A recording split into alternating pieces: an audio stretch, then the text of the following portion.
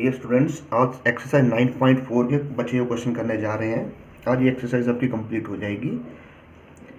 कुछ क्वेश्चन हमने इनमें कर लिए थे। क्वेश्चन 21 और 22 इसमें बच रहे हैं। अभी 2 क्वेश्चन और हैं। तो इन दोनों क्वेश्चन को अगर हम देखते हैं तो देखने से पता चलता है कि इन दोनों में फैक्टर है, बट फैक्टर हमें ये बताते हैं कि हम पार्शियल फ्रैक्शन या आंशिक में, दोनों एक ही हैं। आंशिक में हिंदी मीडियम में, पार्शियल फ्रैक्शन इंग्लिश मीडियम में।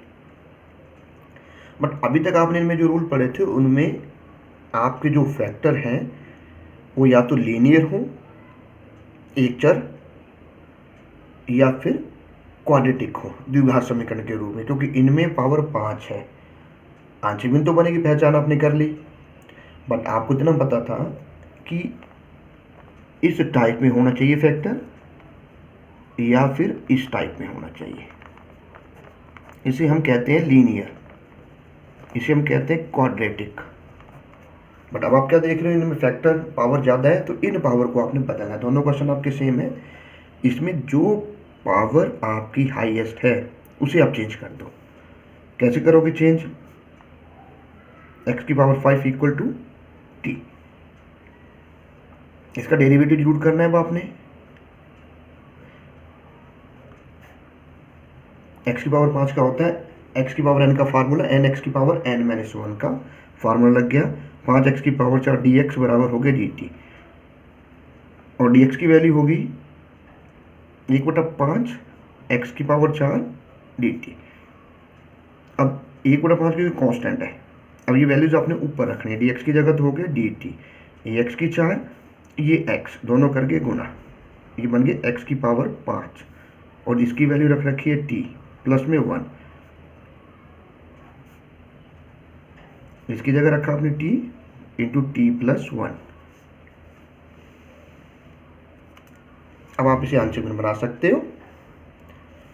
आंशिक में बनाने के लिए क्या करना है अब आपने? पार्शियल फ्रैक्शन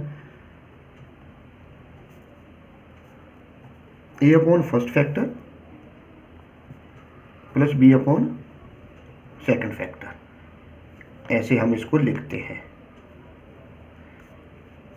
उसके बाद फिर वही रूल एलसीएम। अब आप इसका एलसीएम लो। इनमें एलसीएम आपका है t इंटू टी प्लस 1। भाई इसको इससे भाग करोगे कट जाएगा, 1 बचा, 1 की अंश से कर दी गुना, इसको इससे भाग किया, ऐसे भाग हो गए, ये दोनों कैंसिल हो गए, t प्लस 1 बचा, इसको इससे भाग किया, t बचा, ये बन गई समीकरण नंबर 2। अब फिर t बराबर 0 रखने पर, ये 0 कैसे है? क्योंकि इस फैक्टर को 0 रखना है। जब आपने 0 रखा, यहाँ a 0 प्लस 1, यहाँ 0 रखने पर 0 बन गया, इसका मतलब a की वैल्यू आपके पास बन गई 1। ऐसे फिर t बराबर -1 रखने पर, या फिर लिखोगे put t equal to -1 in 2, we get, इसमें रखा -1 0 बना, इसमें रखा -1 इम्प्लाइज b हो गया आपका -1। अब ये वैल्यूज वापस आप समीकरण नंबर, इक्वेशन नंबर 1 में रख दो। फ्रॉम 1 वी गेट, और साथ में करना आपने इनका इंटीग्रल। a की वैल्यू 1/t dt, और b की value -1/t plus 1 dt। 1/t का इंटीग्रल log t, और इसका इंटीग्रल भी log t प्लस में c, ये बन गया log m माइनस n, जो होता है log m plus n plus में c। यहाँ रखोगे t की वैल्यू, t की वैल्यू थी आपके पास x की पावर 5 अपॉन x की पावर 5 प्लस 1 प्लस में c। अब आप इस क्वेश्चन को दोबारा से अगर देखते हो तो इसमें आपका एक कांस्टेंट था स्टार्टिंग में, जो था 1/5, ये आपने नहीं लिखा, इसी भी साथ लिखना है। तो यहाँ से हमने क्या किया, इस 1/5 को कॉमन ले रखा है, ये 1/5 बाहर आ गया, ये आपका आंसर। यहाँ टी की वैल्यू रखी थी। ऐसे नेक्स्ट क्वेश्चन आपका क्वेश्चन नंबर 22। इसमें इंटीग्रल है x इंटू ए प्लस बी एक्स की पावर n। इसमें देख रहे हो आप कि भाई फैक्टर जो बनता है एक्स स्क्वायर में है या एक्स में बनेगा, तो इस एक्स की पावर n को आप बदल दो। बदलने का तरीका वही है, आपने इसे लेट करा t, आप इसका डेरिवेटिव करो, एन एक्स की power n minus 1 d x equal to d t. आपकी डी एक्स की value d t by n x की पावर n माइनस 1 ये बनी। इस वैल्यूज को आप अपने इंटीग्रल में रख दो, क्योंकि ये सारे 1/n कांस्टेंट है, डी एक्स की वैल्यू t है, ये x एज इट इज़ आ गया, इस वैल्यूज को हमने इसमें रख दिया, और a प्लस बी टी, ये t कहाँ से आया, ये t इसकी वैल्यू थी, a ये लिखा गया है, प्लस में b, ये x एज इट इज़ आया, और ये डी टी बाई ये वैल्यूज रखी गई, सिर्फ कांस्टेंट को बाहर करा। अब इनमें अगर आप देखते हो आधार same, base same, power add हो जाएंगी, ये दोनों कैंसिल हो गए, x की पावर n बचा a प्लस बी टी, और यहाँ अब आप इसमें वैल्यू रख दो, x की पावर n की वैल्यू है t, a plus b t. इसके बाद फिर आपने क्या करना है, वही पुराना रूल घिसा पिटा, पार्शियल फ्रैक्शन बनाओ। अब पार्शियल फ्रैक्शन में कौन होगा, इंटीग्रल और dx के अंदर वाली टर्म। इसमें फैक्टर चेक करें, फैक्टर आपके लीनियर हैं, a upon first factor b upon second factor, ये इक्वेशन नंबर 1 हो गई। उसके बाद LCM, LCM a plus b t बना, इस सारे टर्म को इससे डिवाइड करा, 1 आया, 1 से मल्टीप्लाई हो गया, मतलब डिनोमिनेटर या हर इसको डिवाइड करेगा, जो बचेगा उससे अंश गुणा करेगा। ये आपका रूल है, छोटी क्लासों से सीखते आ रहे हो आप। और इसमें फिर t इक्वल टू पहला फैक्टर 0, दूसरा फैक्टर 0, t इक्वल टू 0 रखने पर जब आपने 0 रखा, ये सब टर्म 0 बनी, इसका मतलब a की वैल्यू आ गई 1/a। उसके बाद नेक्स्ट आपने रखा t इक्वल टू, यहाँ से आएगा माइनस a बाई बी।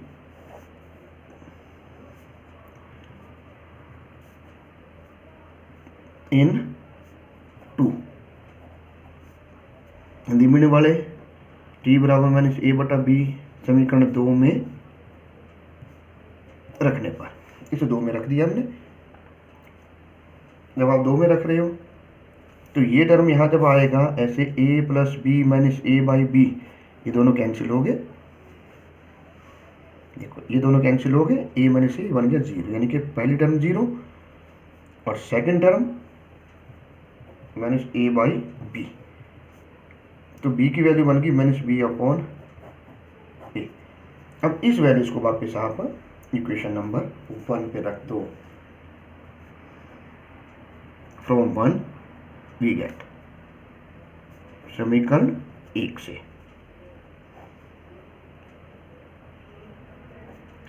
इसका इंटीग्रल करना साथ में, क्योंकि जब हमने इनका इंटीग्रल शुरू किया था इसके साथ ही कांस्टेंट 1/n था, तो उसे भी साथ लिखना है। ये 1/n बाहर, a की वैल्यू 1/a है तो ये बाहर लिख दी, और 1/t dt, और b की वैल्यू माइनस b/a है, इसे भी आपने बाहर लिखा,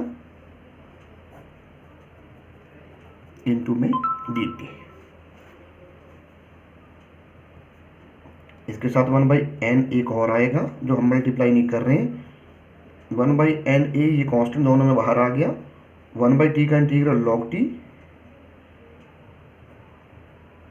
ये लिखा, देखो 1/a आप बाहर ले चुके हो, और इसका होगा log a plus b t plus में c।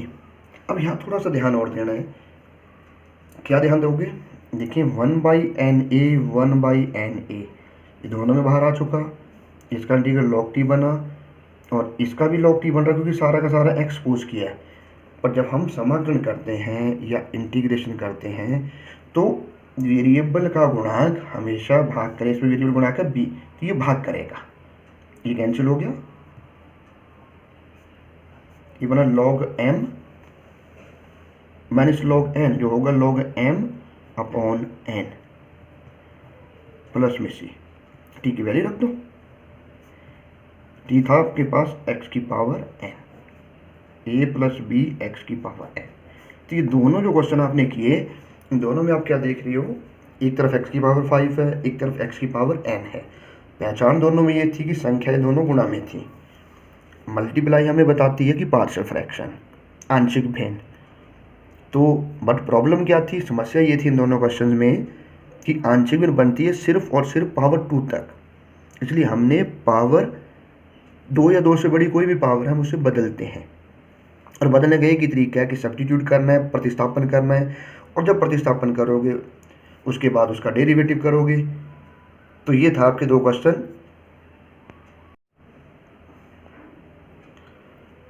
क्वेश्चन नंबर 9 जिसमें आपका इंटीग्रल है एक्स स्क्वायर अपॉन में x square plus a square into x square plus b square. देखो वैसे तो देखने से हमें ये पता चल रहा है कि नीचे और ऊपर आपके दोनों में घाते सम है, इवन पावर है। तो हमने यहाँ पे एक शॉर्टकट टेक्निक बताई थी, क्योंकि एक तो आपके फैक्टर क्वाड्रेटिक है। अब एक क्वाड्रेटिक फैक्टर ये है, एक क्वाड्रेटिक फैक्टर ये है। तो ये आपके पास 4 कांस्टेंट को ले आते हैं, और जब हमारे पास 4 कांस्टेंट किसी क्वेश्चन में बनते हैं तो प्रक्रिया टफ हो जाती है इन कांस्टेंट में ए बी सी डी की वैल्यू को फाइंड करने के लिए। इसलिए हम यहाँ पर इस शॉर्टकट टेक्निक को यूज में ले रहे हैं। आपको पहले रूल में लिखवाई जा चुकी है। क्या है ये शॉर्टकट मेथड? ये सिर्फ वहीं लगेगा जहाँ हम पार्शियल फ्रैक्शन या आंशिक भिन्न बना रहे हैं, क्योंकि आपको बताया गया था कि आंशिक भिन्न सिर्फ वहीं बनेगी जिसमें इंटीग्रल और dx आपका छूट जाता है। तो हमने इस एक्स स्क्वायर को टी मानना है, इसका डेरिवेटिव नहीं करना है। आंशिक भिन्न बनाओ, पार्शियल फ्रैक्शन बनाओ, उसके बाद कांस्टेंट फाइंड करो, और फिर टी को एक्स स्क्वायर रखो और फिर इंटीग्रेट करो। बाकी उसके बाद आपका पुराना रूल सेम चलेगा। तो फॉर मेकिंग पार्शियल फ्रैक्शन हम क्या कर रहे हैं, इस एक्स स्क्वायर को हमने टी ले लिया। तो देखो यहाँ एक्स स्क्वायर है, ये टी आया, ये एक्स स्क्वायर है, ये टी लिखा, फिर प्लस प्लस आया, देन ए स्क्वायर लिखा, उसके बाद इनटू, फिर से एक्स स्क्वायर की वैल्यू की जगह टी आ गया, टी प्लस बी स्क्वायर हो गया। अब आपने क्या देखा कि जो आपके क्वाड्रेटिक फैक्टर थे वो फैक्टर आपके लीनियर में कन्वर्ट हो गए, मतलब 2 कांस्टेंट आपने इस मेथड से वैसे ख़त्म कर दिए। तो आपका फर्स्ट फैक्टर बनता है a upon t plus a square plus b upon t plus b square. उसके बाद फिर से आपने एलसीएम लेना है। एलसीएम वही, इसका एलसीएम बन रहा है, ये संख्या इसकी एलसीएम बनेगी। इसको इससे डिवाइड करेंगे 1 आएगा, 1 को टी से मल्टीप्लाई कर दिया, यहाँ टी लिखा गया, इक्वल आया, ये इक्वल आ गया। इसको भाग करेंगे इससे, टी प्लस बी स्क्वायर बचेगा, इसकी इससे गुणा होगी, ये इससे कर देगा गुणा। ये आपकी एलसीएम के बाद लाइन बनी। उसके बाद ये फैक्टर आपके इक्वल टू 0 रखते आ रहे हैं हम। टी प्लस ए स्क्वायर रखा 0, टी की वैल्यू आई minus a square, then t plus b square equal to 0, t बना माइनस बी स्क्वायर। इन वैल्यूज़ को हमने एलसीएम वाली इक्वेशन में प्लेस करना है।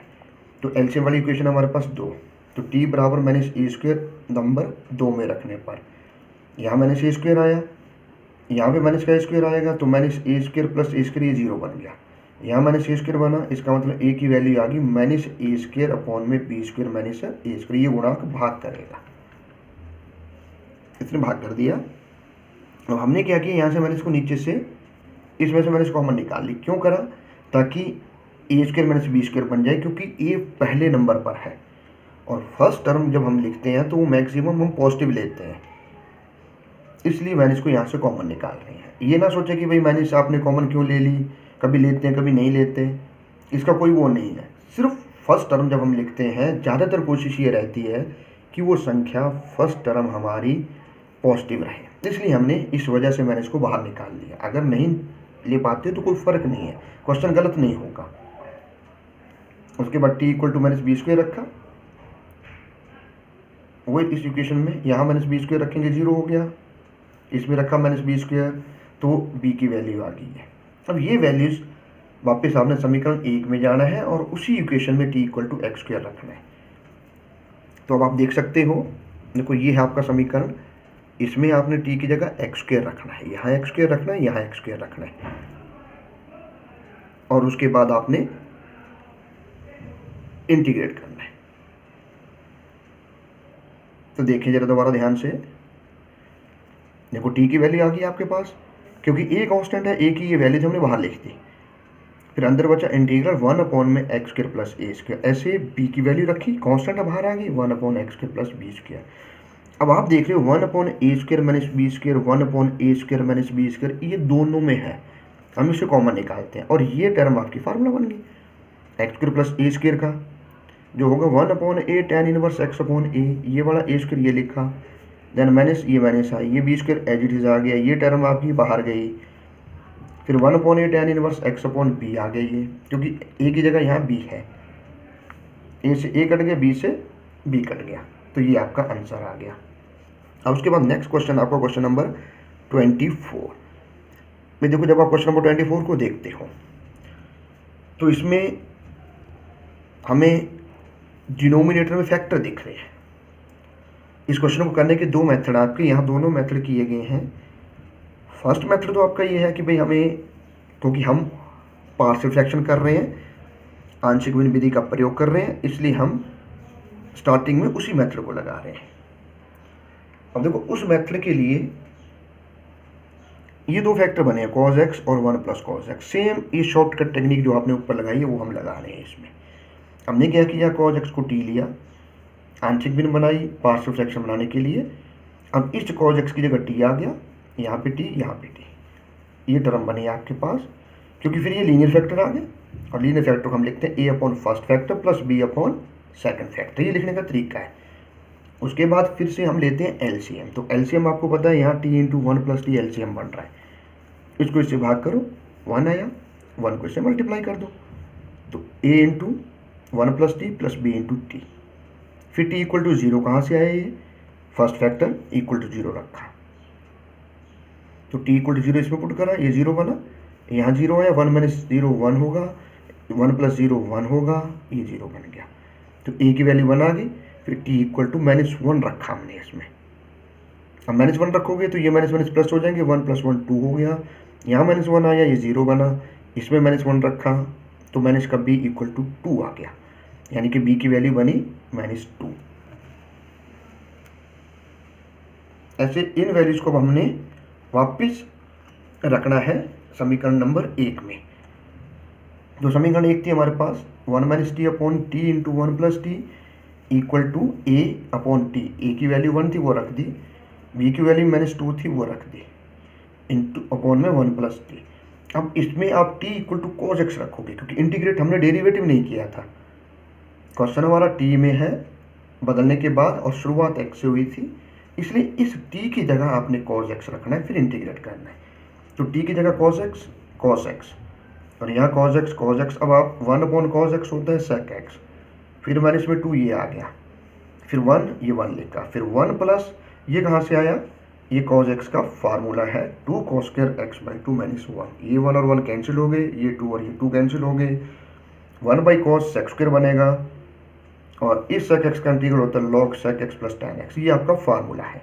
इस 2 से 2 कैंसिल हो गया, ये sec स्क्वायर कैसे आया, ये 1 1 कटे, 1 अपॉन cos sec होता है, फिर log sec x plus tan x, फिर मैंने इसमें sec स्क्वायर x का इंटीग्रल होता है tan x बाई 2, और x बाई 2 का जो गुणांक है ये है 1 बाई 2, जो करेगा भाग, जब भाग करेगा तो 1 बाई 2 ऐसे नीचे आएगा, नीचे से 2 बदल के ऊपर चला जाएगा।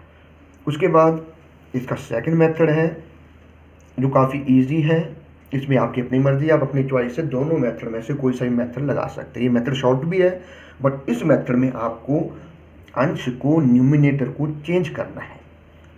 ये ज़रूरी नहीं है कि आप पार्शियल फ्रैक्शन बनाओ, क्योंकि बिना पार्शियल फ्रैक्शन के अगर हो रहा है तो आप कर सकते हो, लेकिन कुछ क्वेश्चंस ऐसे हैं जैसे अलजेब्रिक फंक्शन है बिना पार्शियल फ्रैक्शन के नहीं होंगे, उनमें आपको डिनोमिनेटर के फैक्टर को बदलना ही पड़ेगा। बट इस क्वेश्चन में आप चेंज कर सकते हो, क्योंकि आपके पास ऊपर था 1 माइनस cos x, अभी देखिए ये टर्म थी आपके पास 1 माइनस cos x, तो हम क्या कर रहे हैं, इस 1 माइनस cos x को ऐसे लिख रहे हैं 1 प्लस cos x, और साथ में हमने कर दिया माइनस का 2 cos x। ऐसा करने से क्या हो रहा है, इस cos में से ये cos सब्ट्रैक्ट हो जाएगा, देखो 1 प्लस cos माइनस में 2 ये सब्ट्रैक्ट हो गए, वापस 1 माइनस cos x आ गया, इसे नीचे वाली संख्या के अनुसार हमने बदला, क्योंकि ऊपर 2 बन गए, एक 1 प्लस कॉस एक्स आ गया, एक कॉस एक्स आ गया। जब अलग अलग डिवाइड करोगे तो ये कैंसिल हो जाएंगे, इसलिए आपने इसे ऐसे बदला। इससे क्या है, एक तो आपके फैक्टर बदल गए, आंसर आपका सेम आएगा। अब इस नीचे वाले टर्म को इन दोनों से अलग अलग डिवाइड करो, 1 प्लस कॉस एक्स अपॉन में cos into 1 plus cos x D x हो गया। फिर माइनस में 2 कॉन्स्टेंट बाहर लिख दिया, ये कॉस एक्स आया अपॉन में cos x into 1 plus cos x D x. अब जब आप इसे सॉल्व कर रहे हो तो ये दोनों आपके कैंसिल हो गए, आपके पास बचा 1 अपॉन कॉस एक्स, ये माइनस में 2, इस कॉस से ये कॉस कैंसिल हो गया, 1 अपॉन 1 प्लस कॉस एक्स। उसके बाद पिछले क्वेश्चन की तरह 1 अपॉन कॉस होता है सेक, माइनस में 2 बाहर, इस कॉस एक्स का लिखा formula 2 cos square x by 2 minus 1 1 cancel हो गए। नेक्स्ट स्टेप सेक एक्स का integral log sec x plus tan x, ये 2 और 2 कैंसिल हो गए थे। अब ये कॉस के ऊपर जाके बन गया सेक स्क्वायर, ये as it is log sec x plus tan x. फिर माइनस में 2 कहाँ से आया, क्योंकि सेक स्क्वायर एक्स बाई 2 का इंटीग्रल है टेन एक्स बाई 2, ये 2 आपका बना टेन एक्स बाई 2 के अपॉन में जब आप 1 बाई 2 लिखोगे तो ये 2 बदल के ऊपर जाएगा। तो ये आपके थे क्वेश्चन सारे के सारे, इंटीग्रेशन बाय पार्शियल फ्रैक्शन, आंशिक भिन्न से समाकलन। जितने भी क्वेश्चन है काफ़ी आसान हैं, सिर्फ आपको थोड़े से रूल इनके फॉलो करने हैं, नियमों को याद करना है, वीडियो को बार बार देखना है ताकि ये रूल्स आपके दिमाग में अच्छे से फिट हो जाएं। क्योंकि इसके बाद आप डेफिनेट इंटीग्रल, निश्चित समाकलन जब करोगे तो ये विधियां हमारे दोबारा से रिपीट होंगी, उनमें मेथड हमारा यही रहेगा। उसके लिए आप छोटा सा फॉर एग्जांपल हम बता देते हैं, क्योंकि अभी तो हमारा वो टॉपिक स्टार्ट नहीं हो रहा, लेकिन मेथड हमारे यही लगेंगे। जैसे आपके पास फॉर एग्जांपल 1 बाई एक्स का इंटीग्रल क्या होता है, ये लॉग एक्स, प्लस में सी लिखते हो। अब सपोज करो यही क्वेश्चन हमारा 1 to 2 चला गया, डेफिनेट इंटीग्रल ना, ये ए से भी स्टार्टिंग फर्स्ट वीडियो में आपको ये बताया था कि डेफिनेट इंडेफिनेट में क्या फ़र्क है, कैसे दोनों को सॉल्व करते हैं। तो ये बन गया लॉग एक्स 1 to 2, ये लोअर लिमिट है, ये अपर लिमिट है, और इसे सॉल्व करते हैं upper limit minus lower limit, तो ये आपका आंसर आता है उसमें। यानी कि क्वेश्चन हम चाहे किसी भी मेथड से कर रहे हो, मेथड आपके वही रहेंगे। अब आपने क्या क्या पढ़ा इनमें, इंटीग्रेशन में integration direct formula based, integration by substitution, integration of trigonometric function, integration of algebraic function वाला टॉपिक काफ़ी बड़ा था। तो इन वीडियो को बार बार देखें, सभी वीडियोस देख के अपने नोट्स बनाएं, नोट्स तैयार करें, उससे आपको बेनिफिट रहेगा। और अगर किसी ने चैनल सब्सक्राइब ना करा हो तो इसे ज़रूर कर लें। आज आपका इंटीग्रेशन, आंशिक भिन्न से समाकलन, ये टॉपिक कंप्लीट होता है।